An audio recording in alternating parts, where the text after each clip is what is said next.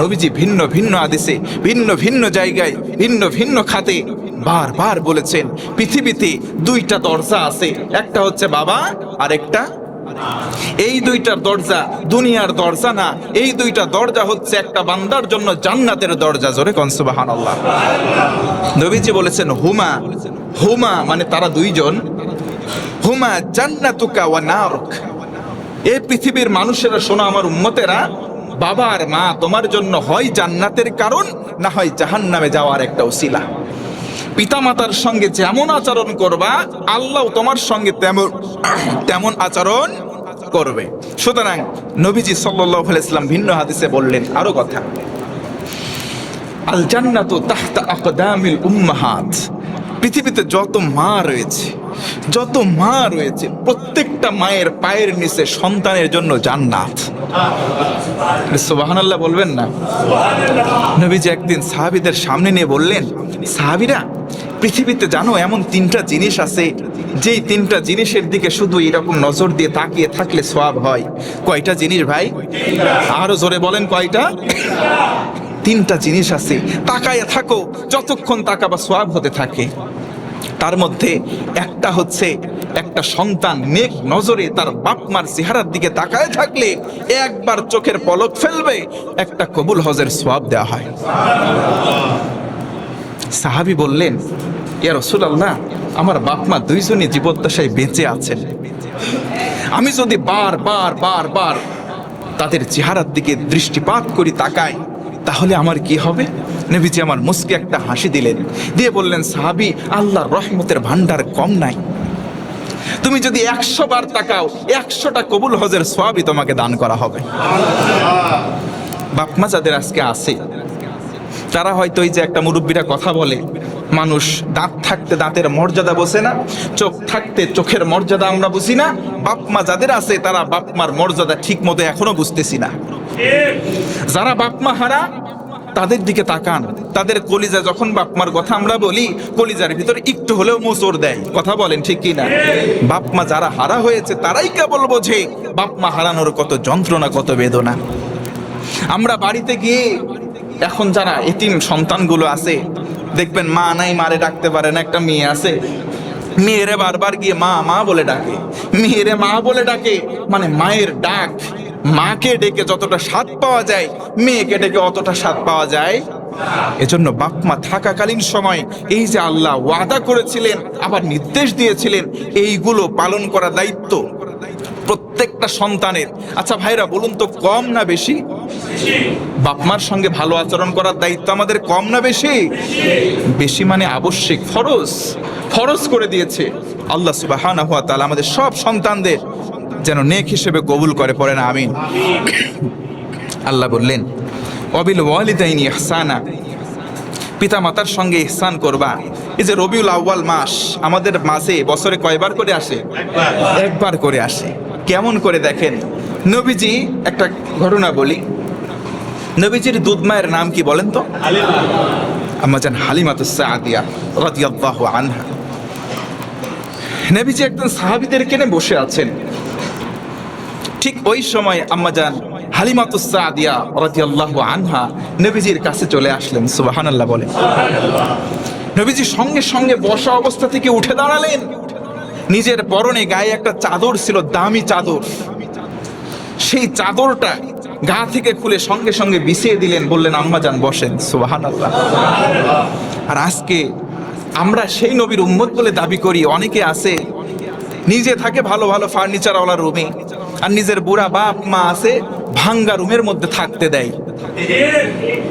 এমন কুলাঙ্গার কিছু সন্তান আছে বাংলাদেশে, আমাদের আশেপাশেও আছে, ভাঙ্গা ঘরে থাকে বাপ মা, টাইলস করা সুন্দর রুমগুলো সাজানো সাজসজ্জা করা, ওই রুমে নিজে থাকে, নিজের স্ত্রী থাকে, সন্তান থাকে, আর বৃদ্ধ বাবা মা থাকে কুঁড়ে ঘর, ছোট্ট টিন শেড, এমনকি নিচতলায়। কথা বলেন ঠিক কিনা? আরে নবীর উম্মত বলে দাবি করো, মারা যাওয়ার পরে আমরা মাটি দিয়ে আর পড়ি বিসমিল্লাহি ওয়া আলা। আমার মনে হয় এই কথা যদি ওই জায়গায় বলেন, ওইটা তো কথা রেকর্ড হয়ে আছে, ফেরেশতারা বাটাম হাতে করে রেডি হয়ে থাকবে। বেটা নবীর সিরাতের উপরে, নবীর মিল্লাতের উপরে তোর লাশ রাখা হয়েছে, তোর সাক্ষ্য দিছিস। তো জিন্দেগিতে নবীজি যে সুন্নাহ মানছে, তোর মধ্যে ওই সুন্নাহ ছিল না, বাটাম দিয়ে ফাটায় ঠিক করে ফেলবে। কথা বলেন ঠিক কিনা? আরে বেটা, নবীজি তার দুধ মাকে সম্মানার্থে নিজের দামি চাদরটা বিছিয়ে দিচ্ছেন বসার জন্য। আর আজকে আমাদের কিছু সন্তান আছি, বাপের চাদর, মায়ের চাদর, ওড়না টান দিয়ে নিচের জুতা পর্যন্ত অনেকে মোছে। নবী করছে কি আর আমরা করছি কি? কেমনে দাবি করেন তার উম্মত আমরা? কেমনে দাবি করি যে আমরা তার উম্মত? অসম্ভব ব্যাপার ভাই। নবীজির উম্মত দাবি করার বিষয় নয়, নবীজির উম্মত হতে পারে এটা অন্তরে লালন করার বিষয়। আল্লাহ তাআলা বলেন ওয়াবিল ওয়ালিদাইনি ইহসানা। 3 নম্বরে ওয়াদিল কুরবা। কারুবা ইয়াকরুবু মানে হচ্ছে নিকটবর্তী, তার মানে আত্মীয় স্বজনের সঙ্গে তোমাদের সদাচরণ করা লাগবে। ঘোষণা কার? আজকে আপনি চিন্তা করে দেখেন, বুকে হাত দিয়ে বলেন তো আপনার বাড়ির পাশে যার বাড়ি তার সঙ্গে আপনার সম্পর্ক ভালো কয়জন আছে? হাত তোলেন তো। হাত তুলতে পারবেন না। কয়জন আছেন যে বাড়ির পাশে যার বাড়ি, প্রতিবেশী? আল্লাহ আয়াত নাজিল করে 3 নম্বর ক্যাটাগরিতে বললেন প্রতিবেশীর কথা।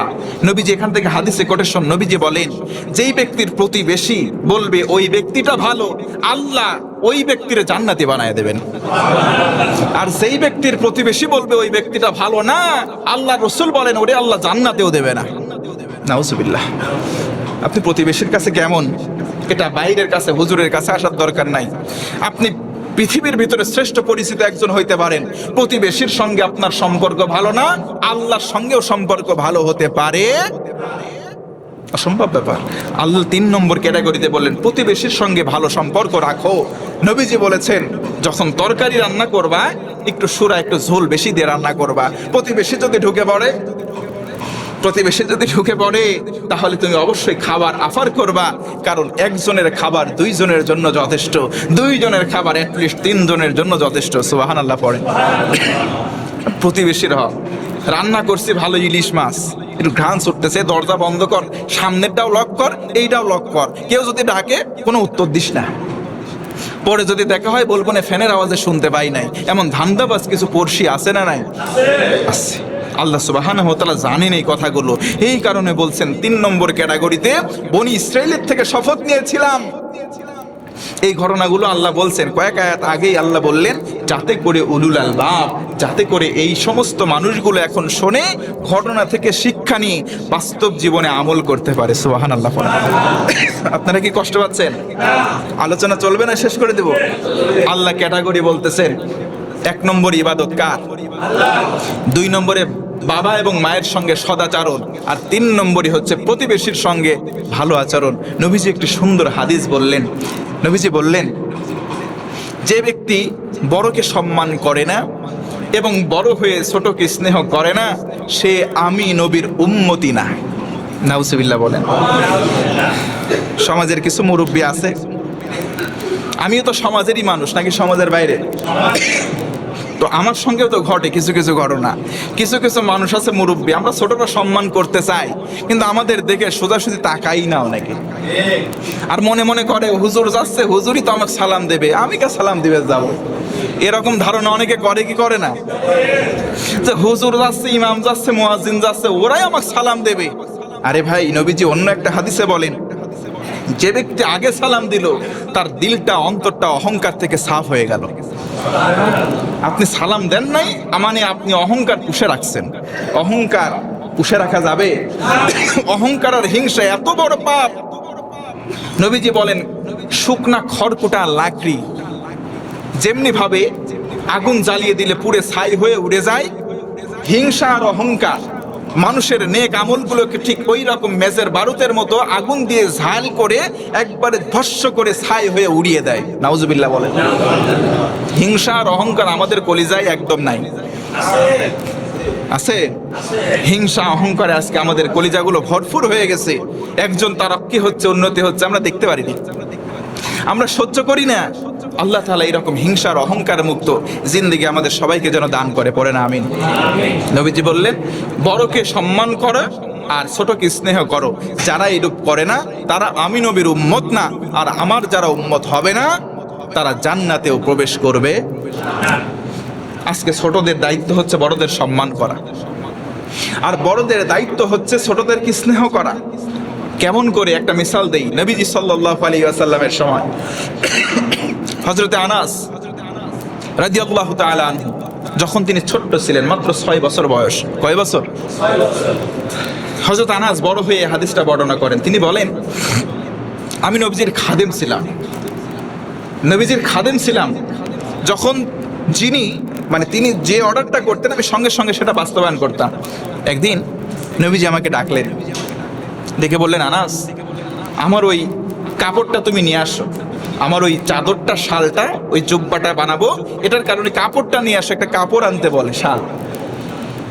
আমি এখানে আছি, তুমি গিয়ে নিয়ে আসো। হযরত আনাস দৌড় দিলেন, কাপড়টা আনার জন্য তিনি দৌড় দিলেন। আর সেখান থেকে প্রতিমধ্যে গিয়ে দেখে তার সমবয়সী বন্ধুরা খেলাধুলায় মত্ত আছে। খেলাধুলার চিত্র দেখে তার মাথা থেকে নবীজির অর্ডারটা ভুলেই গেছে, উড়েই গেছে, শিশুদের সঙ্গে খেলাধুলায় মত্ত হয়ে গেছে। আর ওই যে নবীজির অর্ডার, আদেশের কথা একটু মনে নাই, বেমালুম ভুলে গেছে।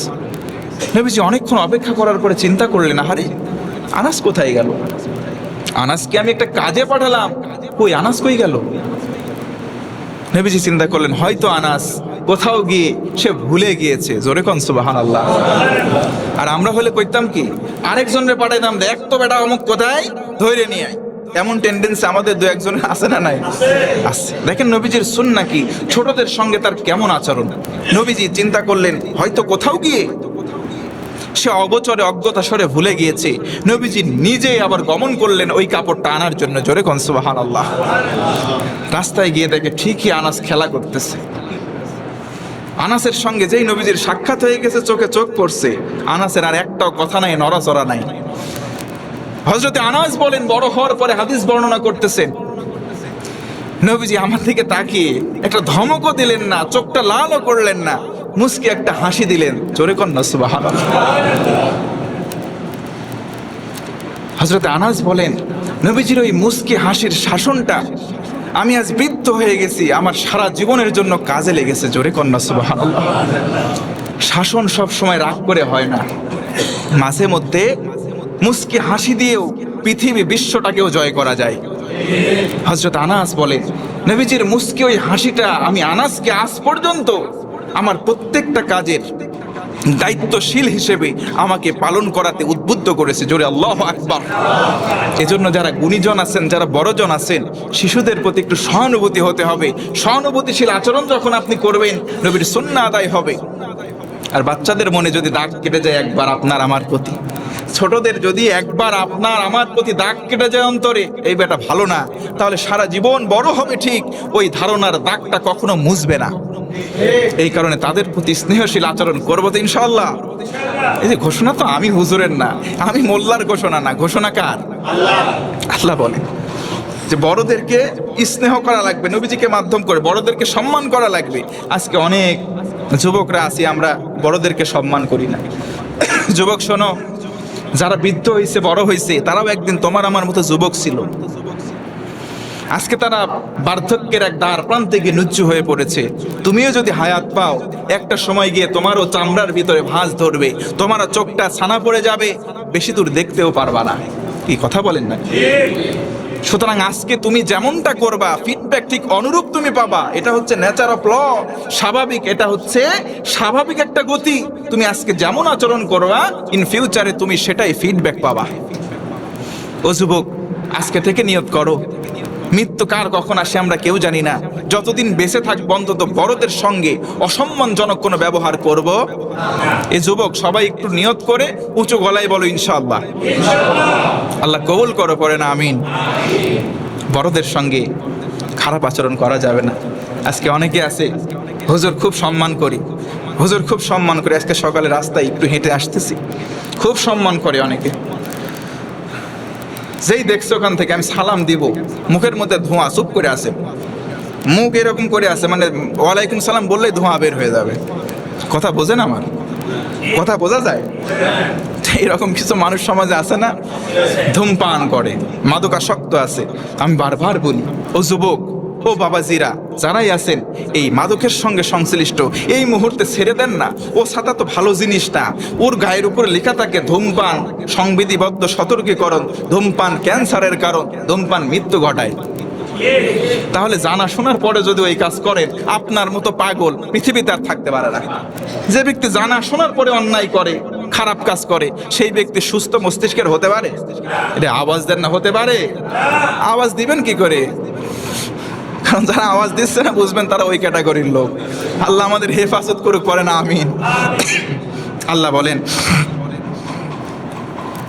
ওয়াল ইয়াতামা যিল কুরবা, এরপরে ইয়াতামা এতিমদের কথা বললেন। আমি অলরেডি এতিমের একটা কথায় বেসাল আগেই বলে ফেলেছি। নবীজি কেমন ভাবে এতিমদের সঙ্গে তাদের হক আদায় করার জন্য, শিশুদের হক, এতিমদের হক আদায় করার জন্য অগ্রণী ভূমিকা পালন করেছিলেন। আমরাও নবীজির সুন্নাহ এবং পদাঙ্ক অনুসরণ করব। আরেকটু আওয়াজ করে বলেন ইনশাআল্লাহ। নবীজি সবচাইতে বেশি আদর করতেন দুইজনকে, একজন হচ্ছে হাসান আর একজন হচ্ছে হুসাইন। সুবহানাল্লাহ বলেন। নবীজি বলেন হুমা রাইহাতাম, হাসান হুসাইন দুই ভাই, ওরা দুইটা আমার নাতি, আমার নাতি আমার কলিজার টুকরা, ওরা দুইজন যেন আমি নবীর আতর।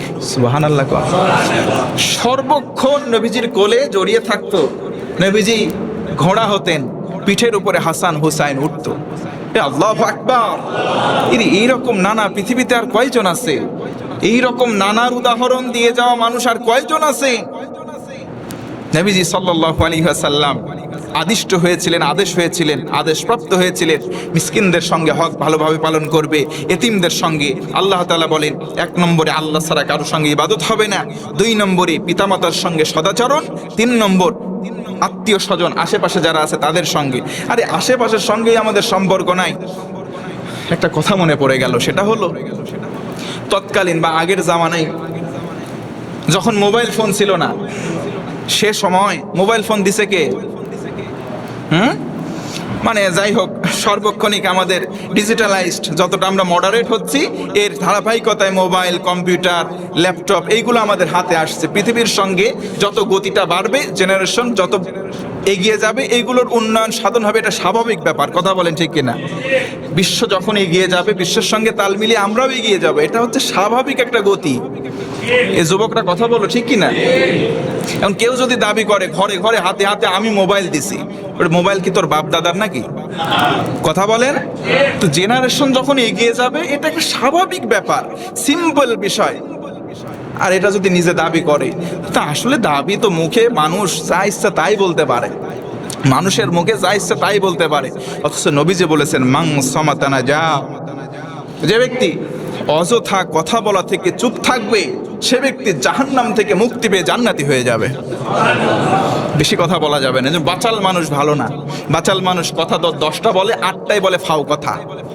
এজন্য কথা কম বলবেন। যে কথাই ছিলাম, আল্লাহর নবী সাল্লাল্লাহু আলাইহি ওয়াসাল্লাম আমাদেরকে যেই ফর্মুলাগুলো বললেন, আমি যে কথাটা বলতেছিলাম যে যখন জেনারেশনটা আপডেট হয়নি, তখন মোবাইল ছিল না, কারোর সঙ্গে কথা বলা যেত না।